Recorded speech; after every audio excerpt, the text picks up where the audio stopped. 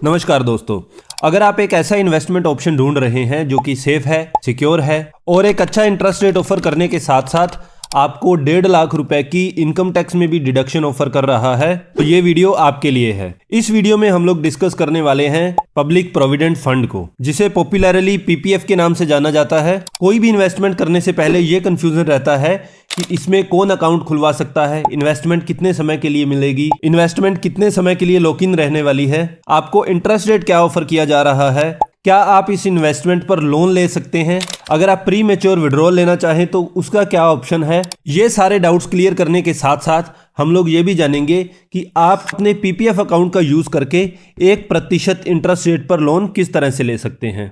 तो चलिए शुरू करते हैं। सबसे पहले पीपीएफ के कुछ बेसिक फीचर्स की अगर हम बात करें तो ये एक लॉन्ग टर्म इन्वेस्टमेंट होती है।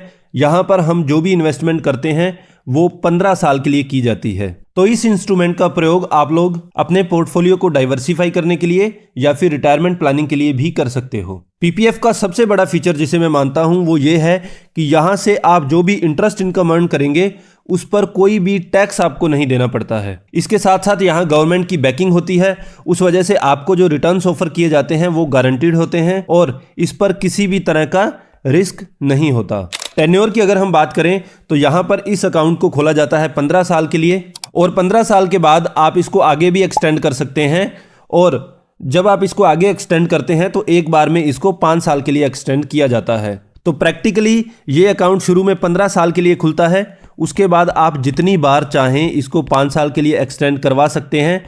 तो टेन्योर जो है, एक्चुअल टेन्योर जो है इसका, वो हम इनफाइनाइट मान सकते हैं। आप जितना समय तक चाहें इस अकाउंट को मेंटेन कर सकते हैं। अब इंटरेस्ट रेट की अगर हम बात करें तो वर्तमान में पीपीएफ पर जो इंटरेस्ट रेट ऑफर किया जा रहा है वो है 7.1% और ये जो इंटरेस्ट है ये एनुअली कंपाउंड किया जाता है, यानी कि हर साल 31 मार्च को जो पूरे साल का इंटरेस्ट होता है वो आपके पीपीएफ अकाउंट में क्रेडिट कर दिया जाता है और उसके बाद उस इंटरेस्ट पर भी आपको इंटरेस्ट ऑफर किया जाता है। अब एक बहुत ही इंपॉर्टेंट पॉइंट जो है, जो अक्सर लोग पीपीएफ में इन्वेस्ट करते समय मिस कर देते हैं, वो ये है कि पीपीएफ पर जो इंटरेस्ट कैलकुलेशन की जाती है वो किसी महीने की 5 तारीख से लेकर और जो लास्ट तारीख है जो कि 30 या 31 जो भी है, इन दोनों डेट्स के जो बीच में जो मिनिमम बैलेंस होगा उस पर इंटरेस्ट कैलकुलेट किया जाता है। इसको एक एग्जाम्पल के माध्यम से देखेंगे तो आपको ज़्यादा क्लैरिटी आएगी।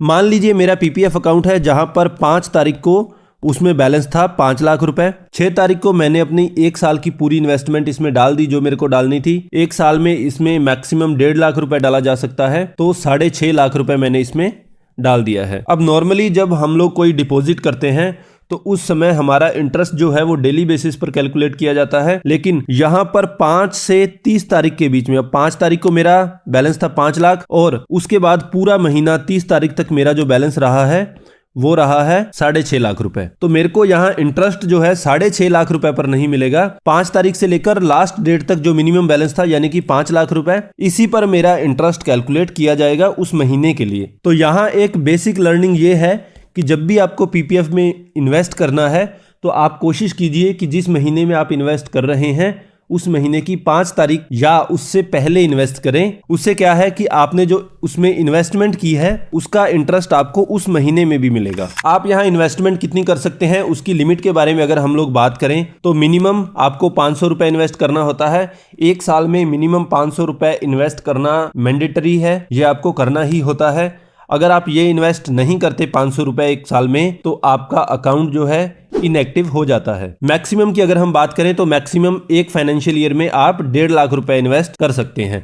फाइनेंशियल ईयर का मतलब है 1 अप्रैल से लेकर 31 मार्च का जो पीरियड है इसे हम फाइनेंशियल ईयर के रूप में जानते हैं। अब ये जरूरी नहीं है कि आप सारा पैसा एक ही बार में डालें, आप लमसम इन्वेस्टमेंट कर सकते हैं, 1.5 लाख रुपए एक ही बार में डाल सकते हैं, लेकिन आप ऐसा भी कर सकते हैं कि आप इंस्टॉलमेंट्स में थोड़ा थोड़ा करके अगर पैसा जमा करवाना चाहें तो वो भी आप करवा सकते हैं। किसी भी फाइनेंशियल ईयर में अगर आप अपनी मिनिमम डिपॉजिट नहीं करवा पाते हैं, ये वाला जो 500 रुपए है ये जमा नहीं करवा पाते हैं, तो आपका अकाउंट डिसकंटिन्यू हो जाता है। तो इसको कंटिन्यू करवाने के लिए आपको पेनल्टी देनी होती है, वो होती है 50 रुपए। पेनल्टी के साथ में आपको उस फाइनेंशियल ईयर में जो 500 रुपए जमा करवाना था वो करवाना पड़ेगा। ये करवाने के बाद आपका अकाउंट वापस से एक्टिवेट हो जाएगा। अब ये पेनल्टी किस तरह से काम करती है, मान लीजिए मैंने फर्स्ट ईयर में अपना 500 रुपए जमा करवा दिया है, लेकिन सेकंड ईयर में मैंने क्या किया कि मैं किसी वजह से पैसा जमा नहीं करवा पाया, उससे मेरा अकाउंट इनएक्टिव हो गया। थर्ड ईयर में भी ऐसा ही हुआ, मैं फिर से पैसा जमा नहीं करवा पाया। फोर्थ ईयर में क्या हुआ कि मैं अचानक से जागा और सोचा कि मेरा तो अकाउंट इनएक्टिव हो गया है, डिसकंटिन्यू हो गया है, तो अब वापस एक्टिवेट करने के लिए मुझे क्या करना होगा, सेकंड ईयर का 500 रुपए जमा करवाना पड़ेगा प्लस 50 रुपए इस साल की पेनल्टी, थर्ड ईयर का 500 रुपए प्लस 50 रुपए इस साल की पेनल्टी, और फोर्थ ईयर का जो मेरे को डिपॉजिट करवाना था वो हम करवा देंगे। तो हर साल का 500 रुपए प्लस पेनल्टी जो 50 रुपए है वो आपको जमा करवानी होगी और आपका अकाउंट जो है वो वापिस से एक्टिव हो जाएगा। अब ये जो पीपीएफ अकाउंट है इसे कौन कौन खुलवा सकता है, कोई भी इंडियन सिटीजन है वो इस अकाउंट को खुलवा सकते हैं, कोई भी एनआरआई या एचयूएफ अगर है तो वो इस अकाउंट को नहीं खुलवा सकते हैं। इसके साथ साथ एक सिटीजन जो है सिर्फ एक ही पीपीएफ अकाउंट खुलवा सकता है, एक से ज्यादा पीपीएफ अकाउंट नहीं खुलवाए जा सकते। लेकिन कोई भी व्यक्ति अपने माइनर बच्चे के लिए अकाउंट खुलवा सकता है और उसको ये खुद मेंटेन कर सकता है। अब कुछ केसेस में ऐसा भी हो सकता है कि किसी व्यक्ति ने पीपीएफ अकाउंट खुलवा लिया, उसके बाद उसका रेजिडेंट स्टेटस जो है वो चेंज हो चुका है, वो उसके बाद एनआरआई बन चुका है, तो उस केस में वो इस अकाउंट को कंटिन्यू रख सकता है,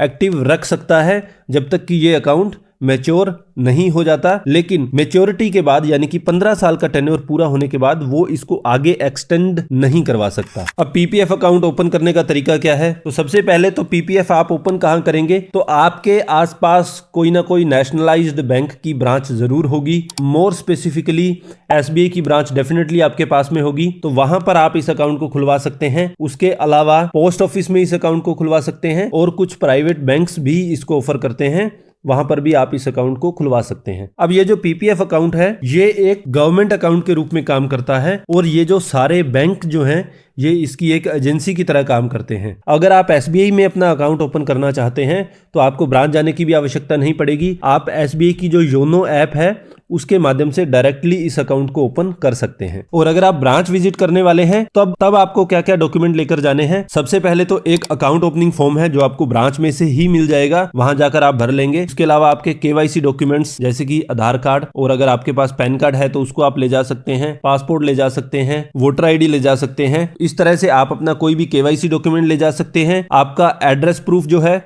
वो आपको अपने साथ में रखना है। नॉर्मली आधार कार्ड को एड्रेस प्रूफ के रूप में कंसीडर किया जाता है। इसके साथ साथ आपको एक नॉमिनी डिक्लेरेशन फॉर्म ब्रांच से ही मिल जाएगा, वो आपको भरना है। और इसके साथ साथ में आप अपने साथ में 2 पासपोर्ट साइज फोटोग्राफ्स भी लेकर जाएं। और अगर आप ये कुछ बेसिक डॉक्यूमेंट साथ में लेकर जाएंगे तो ब्रांच में तुरंत आपका अकाउंट खुल जाएगा। और ब्रांच विजिट नहीं करना चाहते हैं तो एसबीआई की योनो ऐप का ऑप्शन आपके पास खुला हुआ है। अब डिपॉजिट फ्रीक्वेंसी, जैसा कि हमने पहले बात की कि हर साल आपको इन्वेस्ट करना जरूरी है और आपकी इन्वेस्टमेंट जो है कम से कम 15 साल के लिए होनी जरूरी है। आप अपने अकाउंट में जो पैसा जमा करने वाले हैं वो आप कैसे जमा करेंगे, तो आप कैश से भी जमा कर सकते हैं, चेक भी दे सकते हैं, डिमांड ड्राफ्ट भी दे सकते हैं, और सबसे आसान तरीका आप ऑनलाइन फंड ट्रांसफर भी कर सकते हैं। अब किसी भी दूसरे डिपॉजिट अकाउंट की तरह यहां पर भी नॉमिनेशन करवाइए। यहां पर भी नॉमिनेशन करवाना आपके लिए काफी फायदेमंद हो सकता है। तो आप जब एक अकाउंट खुलवाते हैं तो आप किसी को भी अपना एक नॉमिनी डेजिग्नेट कर सकते हैं, और किसी वजह से अकाउंट ओपनिंग के समय में आप नॉमिनी नहीं बना पाए हैं तो उस केस में आप बाद में जब चाहें जाकर एक नॉमिनेशन का फॉर्म लेकर भर के ब्रांच में दे सकते हैं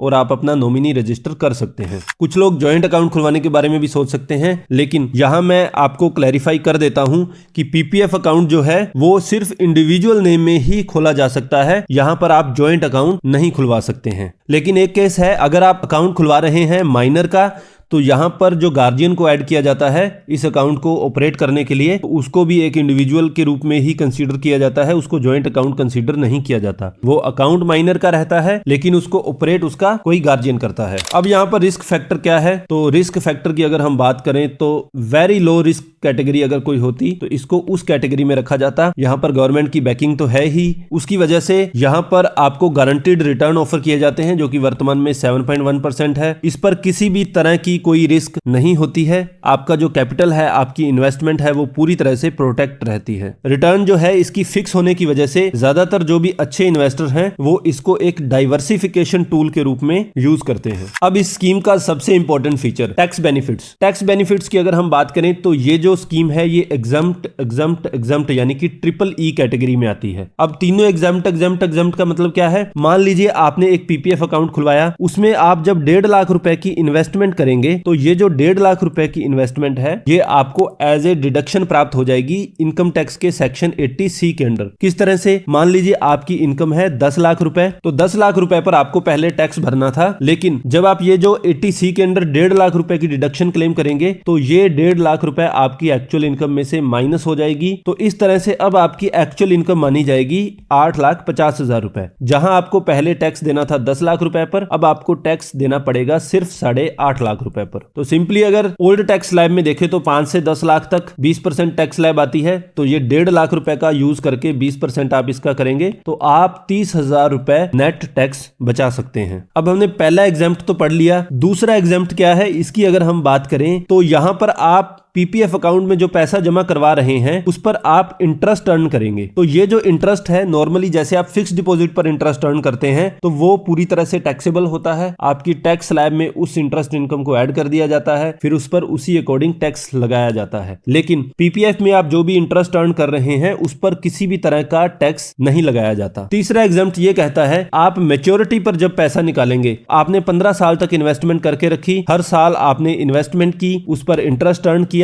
मैच्योरिटी पर आप पैसा जब निकालेंगे 15 साल के बाद या जब भी आप मैच्योरिटी पर निकालेंगे, क्योंकि इसको 5 साल के लिए आगे भी एक्सटेंड किया जा सकता है बार बार, तो मैच्योरिटी पर मिलने वाला जो आपको पैसा है वो पूरी तरह से टैक्स फ्री होता है। तो टैक्स बेनिफिट की अगर हम बात करें तो ये ट्रिपल ई कैटेगरी जो है ये सबसे अच्छा टैक्स बेनिफिट माना जाता है और ये बेनिफिट आपको इस स्कीम में ऑफर किया जाता है। अब मान लीजिए पीपीएफ में इन्वेस्टमेंट के दौरान आपको फंड्स की जरूरत पड़ जाती है, तो यहां पर 2 ऑप्शन आपको अवेलेबल किए जाते हैं। पहला तो आप इसके अगेंस्ट लोन ले सकते हैं, दूसरा ये है कि आप पीपीएफ का प्री मैच्योर विड्रॉल ले सकते हैं, समय से पहले पैसा निकाल सकते हैं। लोन लेने की टर्म्स एंड कंडीशंस क्या क्या है? आप लोन कब ले सकते हैं? Any time after the expiry of 1 year from the end of the year in which initial subscription was made. ये टाइमलाइन है, यहां से हम लोग समझते हैं। यहां पर हमने इन्वेस्टमेंट की और यहां पर हमारा इनिशियल फाइनेंशियल ईयर खत्म हो गया। वो फाइनेंशियल ईयर जिस फाइनेंशियल ईयर में आपने इन्वेस्टमेंट की है वो खत्म होने के बाद जैसे ही 1 साल पूरा होगा यहां तक हम लोग आएंगे, इसके बाद आप यहां पर लोन ले सकते हैं। आगे ये कहता है कब तक ले सकते हैं? Before the expiry of 5 years from the end of year in which initial subscription was made. तो 5वां साल कब आएगा? पहला साल तो हमारा यहां से शुरू हो जाएगा हमारा लोन वाला एरिया। 5 साल जब खत्म हो जाएंगे, 1, 2, 3, तो यहां तक का जो पीरियड है आप देख सकते हैं। यहां पर हमने इनिशियल सब्सक्रिप्शन किया, यहां पर हमारा पहला फाइनेंशियल ईयर खत्म हो चुका है जिसमें हमने इन्वेस्टमेंट की है। इस फाइनेंशियल ईयर के 1 साल खत्म होने के बाद यानी कि यहां से हम लोग लोन ले सकते हैं और कब तक? जब तक 5 साल पूरे नहीं हो जाते पहले साल के खत्म होने से लेकर। तो पहला साल हमारा यहां पर खत्म हो चुका है, 1, 2, 3, 4 और 5, ये जो साल है ना, यहां तक हम लोग लोन ले सकते हैं। आई होप इस टाइमलाइन से आपको ये समझ में आ चुका होगा कि आप लोन कब ले सकते हैं। अब ये जो लोन आप लेने वाले हैं ये मैक्सिमम 36 महीनों के लिए ही लिया जा सकता है और लोन कितना ले सकते हैं? 25% ले सकते हैं। वो भी कब? प्रीसीडिंग सेकेंड ईयर हम लोग देखते हैं कि वहां कितना बैलेंस था और वहां जो बैलेंस है उसका 25% हम लोग लोन ले सकते हैं। अब इसको भी टाइमलाइन के माध्यम से समझेंगे तो आराम से समझ में आ जाएगा। मान लीजिए हम इस पॉइंट पर लोन लेने वाले हैं तो हम प्रीसीडिंग 2 ईयर बैक जाएंगे। पहला साल हमारा यहां खत्म हो गया, दूसरा साल यहां पर खत्म हो गया। यहां पर जो बैलेंस है इसका 25% हम लोग एज ए लोन ले सकते हैं। आई होप लोन वाला कॉन्सेप्ट जो है आपको इस टाइमलाइन के माध्यम से पता चल चुका होगा। अब 5 साल तक तो आप लोन ले सकते हैं, उसके बाद आपको लोन नहीं दिया जा सकता है। अब जब भी हम लोग एक लोन लेते हैं तो सबसे पहले हमारा क्वेश्चन ये रहता है कि लोन पर हमें इंटरेस्ट रेट क्या लगाया जाएगा। यहां पर आप जो लोन लेने वाले हैं उस पर इंटरेस्ट रेट लगाया जाएगा आपके पीपीएफ का इंटरेस्ट रेट प्लस 1%। तो अभी पीपीएफ का इंटरेस्ट रेट 7.1% है प्लस 1%, तो अभी आपको ये वाला लोन जो है वो 8.1% पर मिलने वाला है। अब जैसा कि हम लोगों ने बात की कि इस लोन का मैक्सिमम टेन्योर होता है 36 महीने। अगर कोई व्यक्ति इस टेन्योर के बीच में अपना लोन नहीं भर पाता है तो इसके बाद जो आपका इंटरेस्ट रेट है वो आपको लगाया जाता है पीपीएफ के इंटरेस्ट रेट पर प्लस 6%। तो यहां पर आप मान सकते हैं कि 5% आपको पेनल्टी लगा दी जाती है। अब बात करते हैं पार्शियल विड्रॉल की। अकाउंट ओपनिंग वाला फाइनेंशियल ईयर खत्म होने के बाद अगले 5 फाइनेंशियल ईयर तक आपके पास फैसिलिटी रहती है लोन लेने की, और उसके बाद जो है आप पार्शियल विड्रॉल ले सकते हो। इसको भी टाइमलाइन के माध्यम से समझते हैं। हमारा जिस फाइनेंशियल ईयर में हमने अकाउंट ओपन किया वो यहां पर खत्म हो चुका है। इसके बाद हम लोग 5 साल देखते हैं, 1, 2, 3, 4 और 5। यहां तक तो हम ले सकते थे लोन, और इसके बाद आगे का जो पीरियड है यहां पर आप ले सकते हैं विड्रॉल। पार्शियल विड्रॉल कितना ले सकते हैं? पार्शियल विड्रॉल आप ले सकते हैं 50%। किस बैलेंस का? हम 4 साल पिछला बैलेंस देखेंगे। अब किसी भी पॉइंट पर हम चलते हैं, मान लीजिए हमें मार्च 34 के बाद अप्रैल, मई, जून 34 कभी भी हम इसमें से विड्रॉल लेना चाह रहे हैं, तो हम क्या करेंगे? 4 फाइनेंशियल ईयर पीछे चलेंगे। पहला मार्च, दूसरा, तीसरा और चौथा। तो मार्च 31 का हम लोग बैलेंस देखेंगे, और यहां पर जो बैलेंस था इसका 50%, या फिर यहां पर जिस फाइनेंशियल ईयर में हम लोन लेने वाले हैं उसका इमीडिएट पहले वाला जो फाइनेंशियल ईयर था यानी कि मार्च 34, इसका 50%। दोनों में से जो भी कम होगा वो हम विड्रॉल दे सकते हैं। तो आई होप विड्रॉल का कॉन्सेप्ट भी आपको टाइमलाइन के माध्यम से समझ में आ चुका होगा। लेकिन कोई भी विड्रॉल जो है वो आप एक फाइनेंशियल ईयर में सिर्फ एक बार ही ले सकते हैं। कितना ले सकते हैं? वो जैसा कि हमने अभी बात की कि 50% ले सकते हैं। प्रीसीडिंग 4th ईयर का 50% निकाला जाता है, और इमीडिएट जो ईयर है उसका 50% निकाला जाता है। दोनों में से जो कम होता है वो आपको विड्रॉल के रूप में दे दिया जाता है। अब पीपीएफ को फुल्ली विड्रॉ किया जा सकता है कब? इसकी मैच्योरिटी पर। मैच्योरिटी पर आपको इसका पीपीएफ का जो मूलधन है, आपने जो पैसा जमा किया है प्लस इंटरेस्ट जो है वो आपको पे कर दिया जाता है। अब एक कंफ्यूजन ये भी रहता है, अब मान लीजिए किसी व्यक्ति ने अपने अकाउंट को 15 साल के लिए मेंटेन किया, और जब उस अकाउंट का टेन्योर पूरा हो गया उस समय वो बैंक में नहीं पहुंचता है उस अकाउंट को एक्सटेंड करने के लिए, तो क्या ये 5 साल के लिए ऑटोमेटिकली एक्सटेंड हो जाएगा? तो यहाँ आंसर है कि आपका अकाउंट ऑटोमेटिकली एक्सटेंड नहीं होगा। 15 साल पूरे होने के बाद अगर आप 2 महीने बाद भी बैंक में आएंगे तो उस समय आप इसका विड्रॉल ले सकते हैं। एक्सटेंशन के लिए आपको मैनुअल एप्लीकेशन देनी ही पड़ेगी, उसके बाद ही आपका पीपीएफ अकाउंट एक्सटेंड हो पाएगा। अब एक क्वेश्चन ये भी आता है, क्या हम पीपीएफ अकाउंट को उसकी मैच्योरिटी से पहले बंद कर सकते हैं? इसका ऑप्शन ये है कि आपके पीपीएफ अकाउंट को अगर 5 साल पूरे हो चुके हैं तो उस केस में कुछ स्पेशल सर्कमस्टेंसेस में आप इस अकाउंट को बंद कर सकते हैं। पहला सर्कमस्टेंसेस ये हो सकता है कि कोई लाइफ थ्रेटनिंग सिकनेस हो, खुद को हो सकती है या किसी डिपेंडेंट को, उस केस में आप इस अकाउंट को बंद करवा सकते हैं। आप अपनी फैमिली में से कोई हायर एजुकेशन के लिए खर्चा करने जा रहे हैं, उस केस में इस अकाउंट को बंद करवा सकते हैं। इसके अलावा अगर आपका रेजिडेंशियल स्टेटस चेंज हुआ है, आप एनआरआई बन चुके हैं, तो उस केस में आप इस अकाउंट को बंद करवा सकते हैं। अब इस अकाउंट का एक बहुत ही यूनिक फीचर है कि आप इसको ट्रांसफर कर सकते हैं, एक ब्रांच से दूसरी ब्रांच में भी, एक बैंक से दूसरे बैंक में भी, किसी बैंक से पोस्ट ऑफिस में भी, यानी कि आप इस अकाउंट को जहां चाहें वहां ट्रांसफर कर सकते हैं। अब अगर आप मिनिमम अमाउंट जमा नहीं करवा पाए हैं, आपका अकाउंट इनएक्टिव हो गया है, तो उसको एक्टिवेट करने के लिए आपको उस साल का 500 रुपए जमा करवाना पड़ेगा, प्लस 50 रुपए पेनल्टी उस फाइनेंशियल ईयर के लिए जमा करवानी पड़ेगी, और आपका अकाउंट एक्टिवेट हो जाएगा ये डिपॉजिट होते ही। अब कुछ डिस्कशंस हमेशा चलती हैं कि पीपीएफ और म्यूचुअल फंड का कंपैरिजन कीजिए, पीपीएफ और फिक्स्ड डिपॉजिट का कंपैरिजन कीजिए। ब्रीफली हम लोग जान लेते हैं। तो पीपीएफ और म्यूचुअल फंड दोनों की अगर बात करें, सबसे पहले रिस्क की बात करें तो म्यूचुअल फंड्स जो है उसमें रिस्क काफी हाई रहता है, लेकिन पीपीएफ की जो इन्वेस्टमेंट है वो पूरी तरह से रिस्क फ्री होती है। टैक्स बेनिफिट्स की अगर हम बात करें तो पीपीएफ EEE कैटेगरी में आता है, एग्जम्प्ट कैटेगरी में। सेक्शन 80C की 1.5 लाख रुपए वाली जो रिबेट है वो लेने के लिए ये सबसे पॉपुलर माध्यम माना जाता है इन्वेस्टमेंट का। इसी सेक्शन 80C का बेनिफिट उठाने के लिए टैक्स सेविंग म्यूचुअल फंड्स आते हैं, जिसे कि इक्विटी लिंक्ड सेविंग स्कीम्स के नाम से जाना जाता है, ELSS के नाम से। वहां पर आप इन्वेस्ट कर सकते हैं अगर आप हायर रिस्क के लिए जाना चाहते हैं। एक्सपेक्टेड रिटर्न्स की अगर हम बात करें तो पीपीएफ में फिक्स्ड रिटर्न्स ऑफर की जाती हैं, जो कि वर्तमान में है 7.1%, लेकिन म्यूचुअल फंड्स पूरी तरह से मार्केट के साथ लिंक्ड रहता है। अब म्यूचुअल फंड्स में रिस्क थोड़ा ज्यादा जरूर रहता है, लेकिन वहां पर आपको रिटर्न्स जनरेट करने की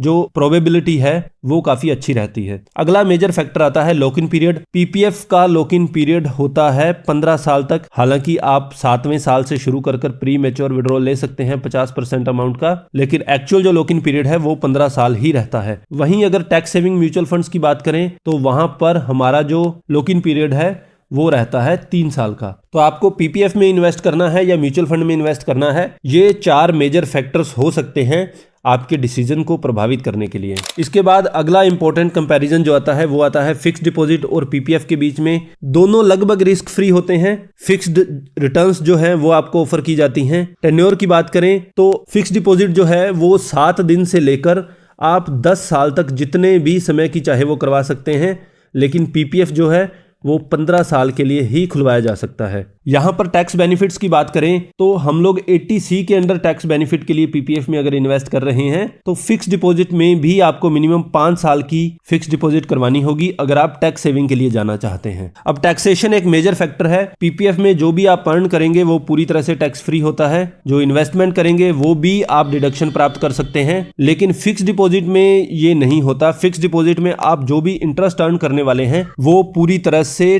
टैक्सेबल होता है और ये टैक्स आपको लगाया जाता है आपकी इनकम टैक्स स्लैब्स के अकॉर्डिंग। मान लीजिए आपकी इनकम है 5 लाख रुपए और आप फिक्स डिपॉजिट से इंटरेस्ट अर्न कर रहे हैं 2 लाख रुपए, तो आपको जो एक्चुअल टैक्स लगने वाला है वो 5 लाख रुपए पर नहीं लगेगा।